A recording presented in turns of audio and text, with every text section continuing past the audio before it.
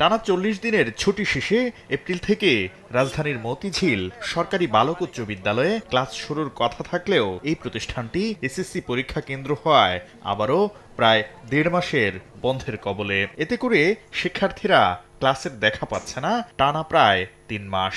এ অবস্থা হাজার হাজার শিক্ষা প্রতিষ্ঠানের। এখানেই শেষ নয়, আগামী জুন মাসে এইচএসসি পরীক্ষার কারণে আরেক দফা ১ মাস বন্ধ থাকবে কলেজ ও কলেজ সংযুক্ত স্কুল। ৪০ দিন গেল রমজানের বন্ধ, আবার একদিন খুলে দেখেন আবার এসএসসি পরীক্ষার বন্ধ।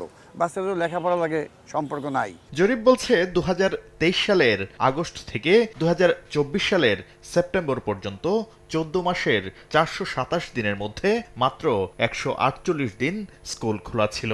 আর পূর্ব নির্ধারিত ছুটি, প্রাকৃতিক দুর্যোগ ও রাজনৈতিক অস্থিরতায় ২৭৯ দিন স্কুল বন্ধ ছিল।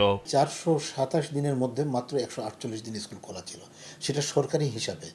বাট বাস্তবে আরও কম খোলা ছিল। তারা স্কুলে যায় না, বিভিন্ন অপকর্মের সাথে যুক্ত হয়। শুক্র ও শনিবার সহ বন্ধের দিনগুলোতে পাবলিক পরীক্ষা নেওয়া হলে মাসের পর মাস শিক্ষা প্রতিষ্ঠান বন্ধ রাখার সংস্কৃতি থেকে অনেকটাই নিষ্কৃতি পাওয়া সম্ভব বলছেন শিক্ষা বিশেষজ্ঞরা। বন্ধের দিনগুলোতে কিন্তু এই সমস্ত পাবলিক পরীক্ষাগুলো যদি আয়োজন করা যায় তাহলে কিন্তু শিক্ষার্থীদের এই যে বিদ্যালয় বন্ধের যে উৎসব, এটি কিন্তু হয় না। তবে ক্লাস বন্ধ থাকায় যে ঘাটতি হচ্ছে তা পুষিয়ে নিতে অনলাইনেও শিক্ষা কার্যক্রম জোরদারের পরিকল্পনা করছে মাধ্যমিক ও উচ্চশিক্ষা অধিদপ্তর।